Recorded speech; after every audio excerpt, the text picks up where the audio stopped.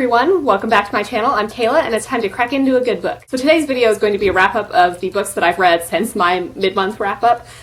So just like to recap, I guess, in my mid-month wrap-up I read 10 books, which were The Silent Companions, Otherworld Secrets, The 10,000 Doors of January, Stalking Jack the Ripper, The Winter People, The Dark Days Club, Friend Request, Well Met, Slave to Sensation, and Serpent and Dove. So if you want to see my thoughts about those 10 books, I will leave my October mid-month wrap-up down below so you can go check that out. But in general, I have 20 more books to talk about today. So obviously, like, I read 30 books in October, which is a pretty good pace, I would say.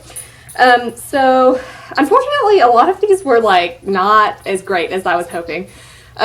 So I guess with that, we can jump right in. Like usual, we're going to start at the lowest rated and work our way up to the highest rated. So we've got a 1-star, guys.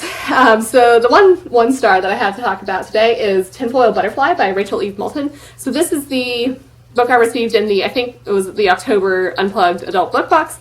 And it was just like a real miss for me, guys. It was not good. So evidently this was pitched as The Shining meets About a Boy, and like, in no way is that accurate. Like, just no, not at all. I just hated it. I thought it was super depressing and just crappy. So basically our main character, Emma, hitchhikes and has to escape this like creepy dude that she hitchhiked with.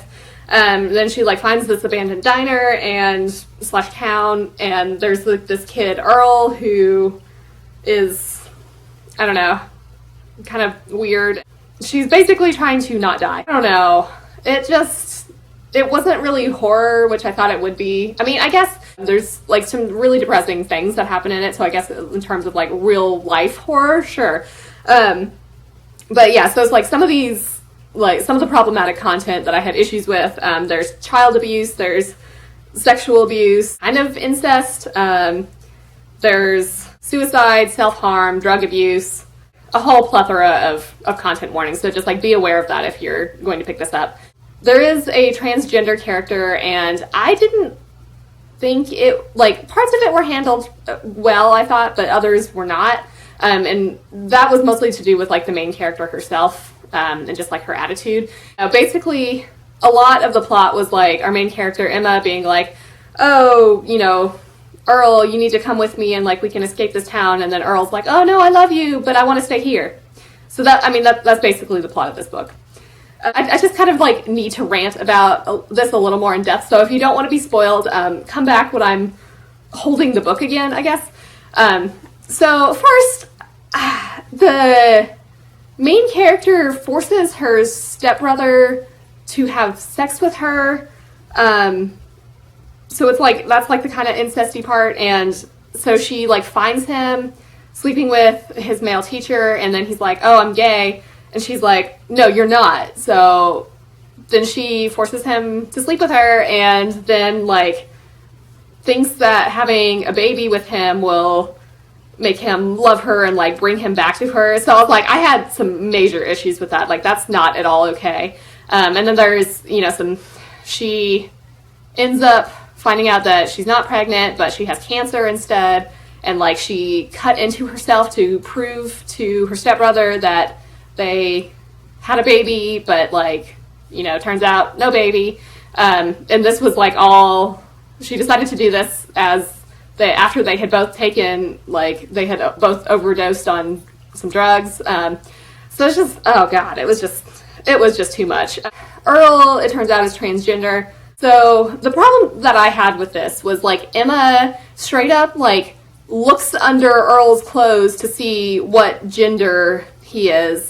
But yeah, so I think this was just a hot mess, and I would not recommend this book at all. I will say I do seem to be in the minority of, like, absolutely hating this book, so I guess if you're interested in it, check out the Goodreads reviews, but, like, I would just stay away from this. So now we have a 1.5 star rating.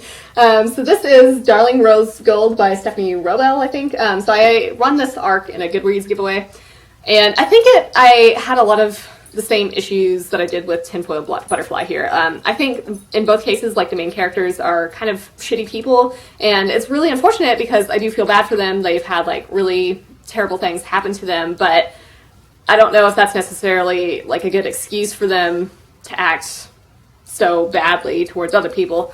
So this book is like, there's Munchausen syndrome by proxy. The mom of Rose Gold is arrested and put into jail. And then like Rose Gold takes her in after she's released from prison. So there's two timelines here, though. We've got like the past and then the present. So in the past, we kind of learn more about Rose Gold's early life, and then like obviously catch up to the present. And then the present is, you know, just Rose Gold taking her mom in after her mom is released from prison. So I just like really had an issue with the characters. Like I said, I think Rose Gold is a terrible human, and like I feel really bad saying that because like she had this awful childhood and just like the really terrible stuff happened, but her actions are just just not cool. And then her mom Patty obviously also sucks because she abused her child and then continues to just be terrible.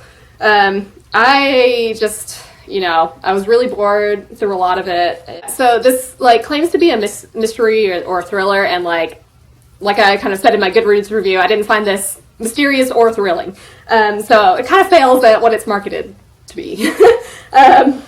But yeah, so it's like a 300-page book, but it felt like it took me forever to get through it. I just felt really uncomfortable reading it the entire time, so that didn't help anything. This is another one where I just like really disliked it, but other people on Goodreads seem to really like it. So I guess if you're interested in it, check out the Goodreads reviews to see what other people think, but like I can't personally recommend this to you. So now we get into the 2-star range. So first we have The Night Crossing by Robert Masello. So I think I borrowed this through Amazon's Prime Reading program. So this is supposed to be like, I guess, the true story behind Bram Stoker and Dracula, I guess. Supposedly there's some supernatural elements. Honestly, I didn't really pick up on them. I was so bored that, like, I don't know, I can't really tell you what all even happened. There's like the inspiration behind some of the characters in Dracula come up, and then there's some sort of something or another about the Titanic. I don't know, it wasn't very enthralling. I clearly don't remember much about it, so yeah, didn't love it. I would not recommend it, so we'll just leave it at that. Clearly it was not very memorable. Next in the 2-star books, we have The Bone Season by Samantha Shannon. So I listened to this on audiobook, which maybe impacted how much I enjoyed it, which was like obviously not very much. This was kind of like, it's like an alternate future sort of thing where people have various powers and they're like clairvoyants.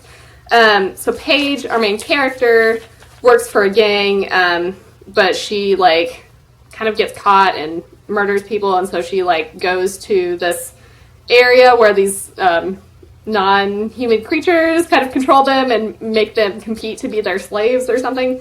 I don't know. I didn't like this. I thought it was too long and was mostly really bored, and I don't know if it's, again, just like the audiobook just lasting too long for me to really engage with it, and I don't know, I just kind of lost interest. There's like a strange sort of romance subplot that I don't know, I'm not sure how I really feel about it. I like the idea of all these different powers. This makes me a little nervous because I do have The Priory of the Orange Tree that I need to read, so hopefully I like that one better than this one. I don't know, I think some people have liked The Bone Season more, so if you're interested in it, maybe give it a shot or just like read the Goodreads reviews, but again, this is not one that I can personally recommend. So now we're in the 2.5-star range. So the first one I will talk about here is Heart of the Fae by Emma Hamm. So this was like supposedly like a Beauty and the Beast retelling with Irish mythology. So basically the Seelie King makes a deal with the Unseelie Queen because the Seelie King and Queen weren't able to have a child, and so they make this deal so that they can have a child. So they have twins. The older twin is supposed to be king, but the younger brother is jealous and kind of like stabs him in the back. But then we find out that the older brother has like can't really die, and his blood isn't actually blood but crystals or something like that. So that's like the whole beast element here. I think our main character, I think you pronounce it Sorcha. So she's like a healer and midwife. So she's trying to heal her father, who has this blood beetle plague, which is like a super cool idea. Beetles basically like get under your skin and lay eggs in people, and it's like kind of nasty and I don't know, interesting. So basically, like, the male healers don't listen to her and just dismiss her because she's a woman. There's sort of this, like, Gaston type character who's the healer who wants to marry her and is like, oh, well, you won't have to work again once we marry. So she ends up, like, praying at this Fae altar and it basically gets set on a quest to find the cure for the blood beetle plague, and obviously meets this prince and who lives on an island, and then we get this whole, like, Beauty and the Beast element. She shows the servants how kind she is, and you know, some plot things happen, and we find that she's, like, important for more than just healing. I just, like, really did not buy that romance at all. Basically, they barely interacted, and then suddenly they're in love, and I was like, what? What just happened here? I wasn't really impressed by the prince. I don't think he really became, like, a much better person. There were some unnecessary side characters and plot here that just, like, really contributed nothing to the overall story. Sorcha basically, like, forgets why she's even at the island and, like, forgets about this whole plague that she's trying to heal. The story ends on a cliffhanger, for sure. And it obviously continues in book 2, but, like, I'm not going to pick it up. I just really did not... I don't know. It's unfortunate because there were, like, elements that I did like, but overall, I was just like, I don't feel the romance. There's just, like, random plot things happening and just, nah. Yeah, so, I don't know. I was kind of unimpressed by this.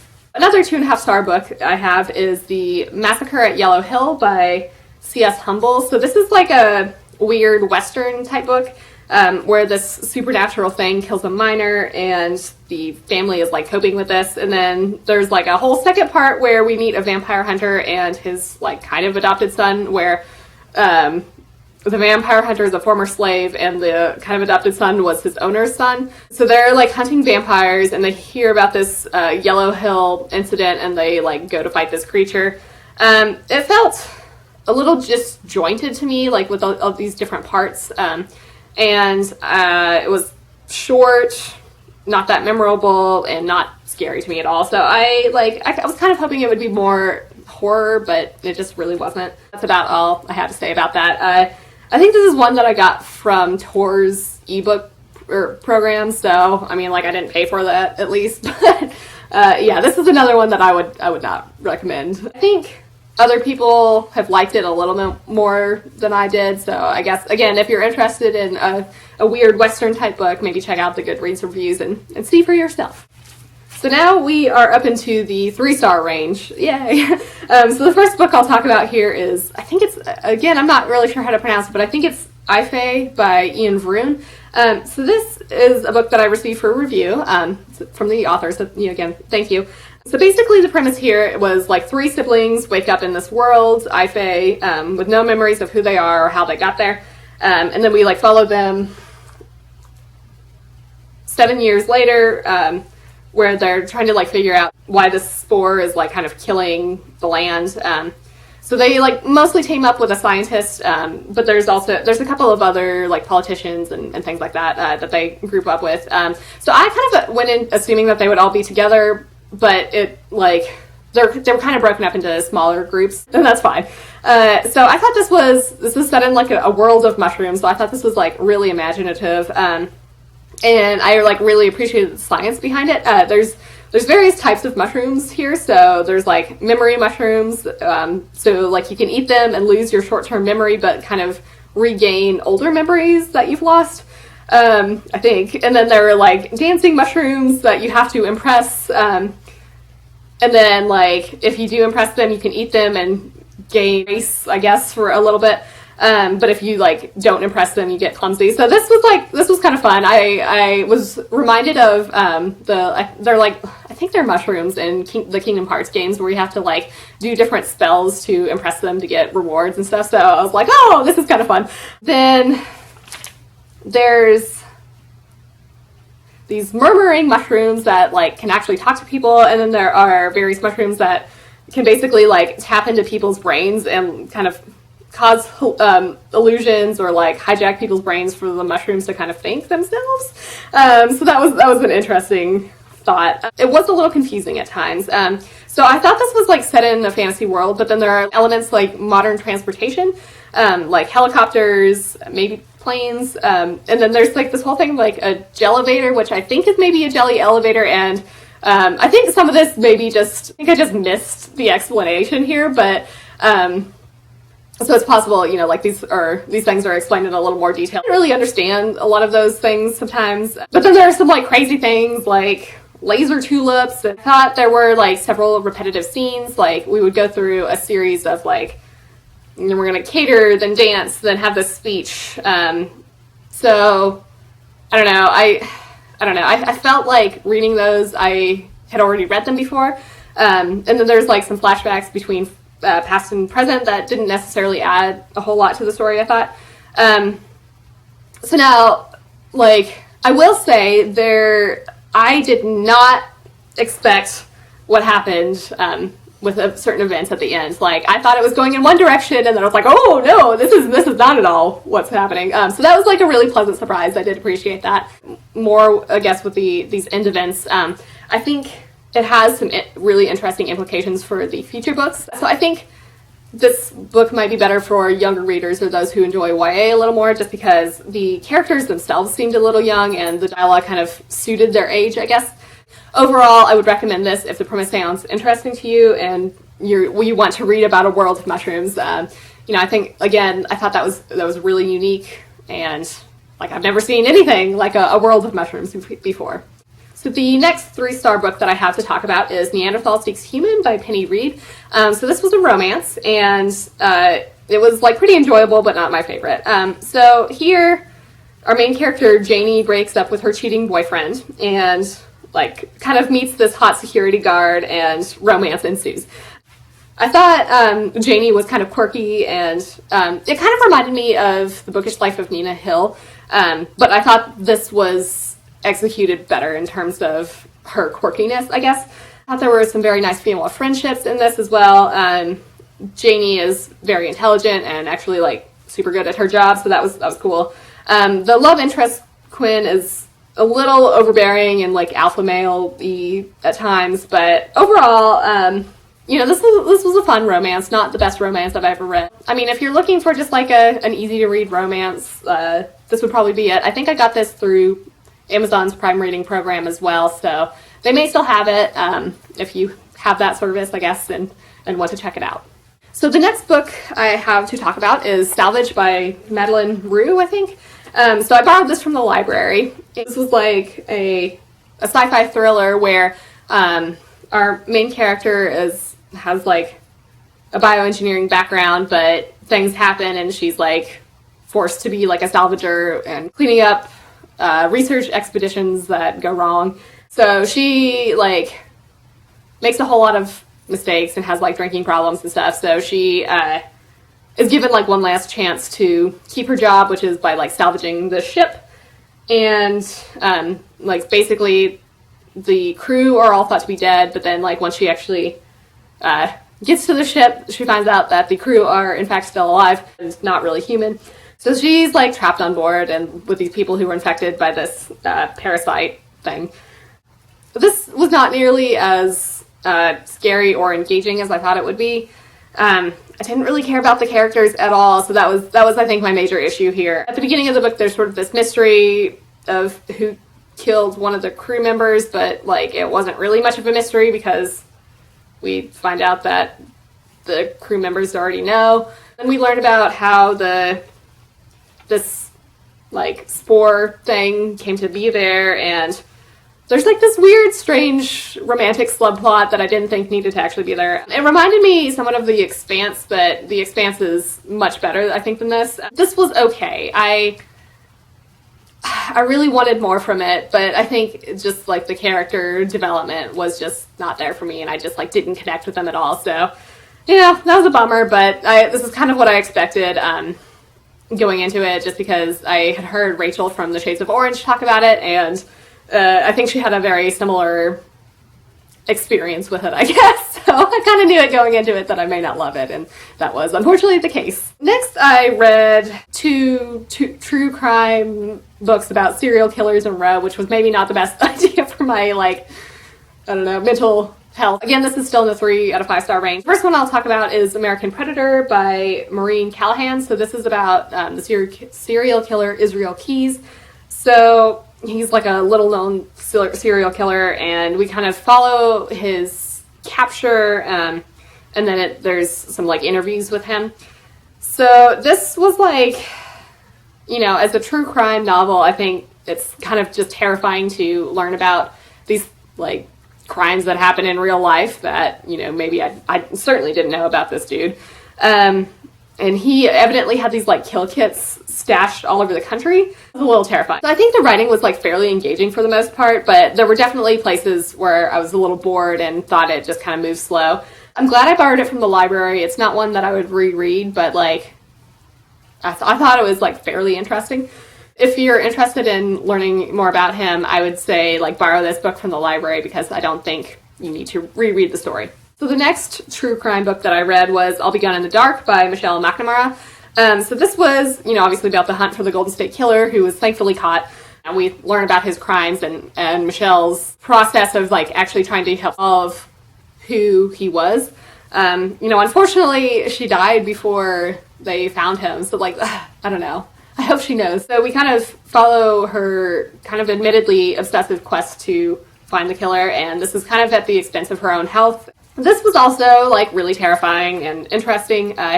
She kind of tracks down clues and connects things. There were definitely places here again where I just thought it kind of dragged a little bit. I'm glad that we caught him using DNA. That was good. I don't know. It's terrifying to hear about all this stuff. But yeah, so I think this is another one. If you're interested in reading this, which I think it's worth a read, I would suggest getting it from the library, because like I don't really need to reread it. So the next 3 out of 5 star book that I have to talk about today is Collecting the Dead by Spencer Cope. So I got this at a library sale, which was good. I paid like $1 for it. So this one this is like a supernatural thriller-ish, where we're trying to track down a serial killer, and our main character has this like special ability, which is like the shine, where he can like basically track people's essence. He can find where people have gone. He knows if people are still alive or not. Throughout the book, there's like this other serial killer from his past that hasn't been caught yet, and like kind of makes an appearance. So I think that will probably be explored more in the second book. But here we're tracking down a different serial killer. So this was like a decent read. There were definitely parts that were really engaging. But something about the writing style was a little weird to me. You know, it's written in present tense, and it felt like a little choppy or terse at times. It'd basically be like, oh, this happened, and then this happened, and then this happened, and I was just like, oh, okay. I don't know. I really liked the idea. This sort of, you know, plot or premise is really appealing to me, but like this execution wasn't as much as I hoped for. And, you know, I didn't enjoy it overall, but I don't think I would pick it up again or read the sequel. So I think if you're interested in this book, I would borrow it from the library. The next 3 out of 5 star book I have is the first Adventure Zone book, Here There Be Gerblins. So this was like the graphic novel version of the podcast. So I technically read this as part of the Get Graphic readathon, but like my participation, I guess, in that readathon was very minimal. So this like technically fulfilled the prompts of like starting a new series, reading a full color graphic novel, reading in a comfy place, and reading in one sitting. So yeah, this is like basically the graphic novel version of a D&D podcast. I thought it was funny in places, but like I wasn't completely engaged with it. I do think people tend to like this a lot more, as well as the second one, but like, you know, so I think just like look at Goodreads reviews and see what you think, because maybe I just like read it at the wrong time or something like that. But yeah, this was enjoyable enough, but I don't know if I'm going to continue the series. Now, I do think I picked this up on Book Outlet, and they may still have other copies of it, so I would say, like, if you're kind of interested in it like I was, see if you can pick it up for cheaper. Next 3-star book that I will talk about is Urban Enemies. So this is an anthology edited by Joseph Nassis. Should have looked that up, but I didn't. This is an anthology all about the villains in various worlds. So we have like a Jim Butcher short story. There's Kelly Armstrong, so this is like in her Canesville world. Kevin Hearn, his story focuses on Loki from the Iron Druid series. Joseph Nassis, again, don't know how to pronounce that. This was, now I haven't read whatever series he has, but this was like, had to do with the Mayan god of death and sort of this origin story of this necromancer, I guess. Carrie Vaughn had a background on one of the main bad guys from the Kitty Norville series, and there was like Vesuvius erupting in it. Shauna Maguire had a story from the Encrypted series with the cuckoos and just like how terrible they can be. So like in this world, the cuckoos are kind of, they have like major telepathic powers basically. For the most part, all these authors that I just mentioned, I've read their series and know who these characters are, so I think that like really helped in my enjoyment. But for the most part, I think it's really difficult to get into the stories if you have not read any of their series. There's a couple of exceptions to this rule, like I think Joseph Nassis, again, don't know how to pronounce that. I haven't read his series, but I enjoyed the story just fine. And then I think, Shauna Maguire, I think you can enjoy that story without knowing much about these villains. So I guess my issue here was like, it's a lot of origin stories and like, how they got their powers or whatever. So I think it really requires you to know who these people are. Of the authors that I hadn't read before, most of them were like, I was like, I don't care. I don't know who you are. Like, this is not meaningful for me. So unfortunately, this was a mostly miss anthology for me. Like, I'm glad that I read the stories from like the authors that I have read before, but like overall, not the best anthology. So if you're interested in it, I would say pick it up from the library if you can. So the last of the 3-star books that I have to talk about today is Gideon the Ninth by Tamsin Muir. So this was so disappointing for me. I thought I was going to love it, and just nah. Basically, it starts off so incredibly slow, and like about halfway up in it starts to pick up. So my main issue here, it was like, I felt like I had no idea what I had actually read. And I was just like, I'd be reading it and thinking to myself, like, I know that these are all words, but somehow putting them together in this combination, like, isn't, what does this even mean? Basically, necromancers from various houses come together to kind of compete to be, like, the Emperor's main person. I don't know.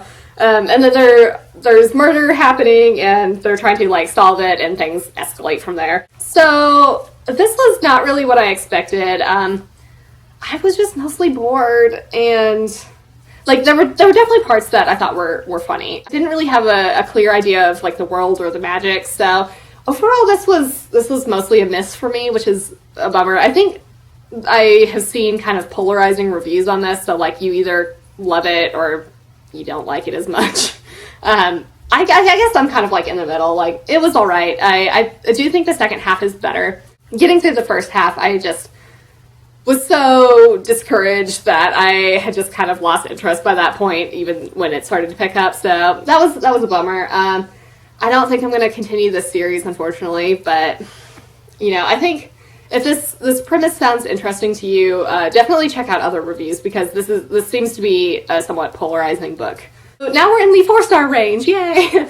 So the first, or I guess the only 4-star book I have to talk about is Murder on Millionaires Row by Erin Lindsay. So this was set in the Gilded Age in New York City. Our main character, Rose, is a housemaid, and her employer goes missing. So she is trying to track him down, and then she like sees a ghost, and then there's this whole supernatural element that gets introduced to it. So in this world, big families like the Rockefellers, for instance, have this sort of, like luck magic. So basically this would be like, being able to find gold or know where an object has been. So I thought this was like a really interesting idea. Like, these elite families actually do have something different that like kind of helps them be successful. So I really liked this. I thought Rose was, very sharp and intelligent. I liked her gumption. She was cool. She and Clara, who's the cook, kind of both want to improve their lives. So, Rose more so, I would say. So she doesn't really just want to be a housemaid. She wants more out of life. Obviously, there's like this whole Pinkerton aspect, and like Freemasons come up. There's witches, there's ghosts. So it's like solving this mystery with some supernatural elements. I really liked it. I definitely want to read more of it. I would definitely recommend this book if the premise sounds interesting to you. Now we're in the 5-star range. So the first one I'll talk about here is Kill Creek by Scott Thomas. So this is like a haunted house type book, and I thought it was very fast-paced. I was never bored at all. It's basically about a group of horror writers who end up being brought together to be interviewed at this supposedly haunted house. The story gets broken up into parts, so we get to know a couple of our authors at the beginning of the book, and then they go to the house, and then there's after the house. So it starts off with kind of this like ominous foreboding, I would say, and then it gets like real crazy and terrifying. I definitely felt scared and like had this sort of like irrational fear. So this was, as I was reading this, I got like 4 or 5 spam calls in a row from the same number, and my immediate thought was like, the house is calling me, it has found me. So like I think that's kind of indicative of how it kind of like wormed its way into my brain. But I did really enjoy this. I would really recommend this. I thought it was, like I said, it was very fast-paced, very engaging. It was scary. So I liked it so much that I wanted to read his other book, Violet, that just came out. So I'm reading that for Evil-a-thon, I think, like I mentioned, and my Evil-a-thon TBR. But yeah, if you're looking for a fun, scary haunted house book, I would definitely recommend this. The next 5-star book that I'll talk about is Otherworld Chills by Kelly Armstrong. So this is an anthology set in her Otherworld series that I've talked about multiple times on this channel. So these I think are mostly stories that have been published before. So we, like learn more about the Otherworld series. There's like werewolves, demons, vampires, witches. There's a couple of new stories that take place like after the main series that has already concluded. So I thought this was really exciting. I want to know more about their lives post the main series. Obviously, like I really enjoyed it, but I think with all of these anthologies, I think I've mentioned this before, I do think it's necessary to read the series beforehand, just because you won't know who these characters are and what's happened. So, yeah, I highly recommend the series. I think it's a lot of fun. It's an urban fantasy, paranormal romance series. Then I also have Wolfsbane by Kelly Armstrong. So this is the first book in I think it's a duology that follows the werewolf twins of a couple of the main characters from the Otherworld series. Kate and Logan are werewolf twins, and they're teenagers, so they're sent to a supernatural youth leadership conference. And so basically we start off the book where Kate and Logan, who are the twins, start to feel like they're drifting apart, and then they're sent to this camp thing that's supposed to be like a variety of supernatural creatures there. But there are some like ghostly things happening, and the other teens are like overly hormonal and aggressive, I would say. So they're like trying to figure out what's going on with everyone, and also repair their relationship. It does definitely have a cliffhanger, but the next book comes out I think in March, so that's not like too far away. But I think if you're worried about, if you don't like cliffhangers at all, I would suggest waiting until the second book is out so you can just read them all at once. I did know that there was a cliffhanger going into it, so I wasn't overly bothered by it, and like it kind of ended where I expected it to, so no issues from me. I do recommend reading this as well after the Otherworld series, because we're obviously following the children of some of our main characters from the series, and I just think it adds a little bit more to follow them after that. So I liked Kate and Logan a lot. I think they're kind of both dealing with things that like we can all sympathize with or relate to, even post high school. It was fun. I really enjoyed it. I'm very much looking forward to the next book. The last 5 out of 5-star book, and the last book that I will talk about today, is Grave Importance by Vivian Shaw. So this is the third and final book in the Greta Helsing series. So this again is like taking place at a mummy spa, and mummies are like having these fainting and like dizzy spells. So this is obviously problematic because mummies have delicate bones, so if they like faint, they could catastrophically injure themselves and have their bones disintegrate into dust.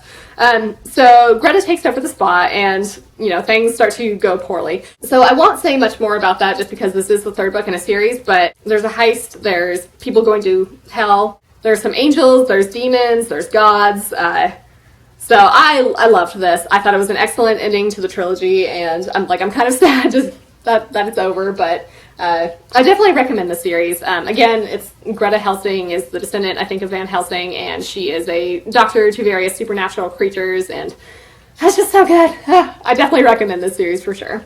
Well, there are the 20 books that I've read since my mid-month wrap-up. That was a lot. This is going to be a long video. I hope you're having an excellent day and are reading something awesome. If you liked this video, feel free to give it a big thumbs up, as that would certainly help me out. But with that, I think I'm going to wrap it up here and see you in the next one.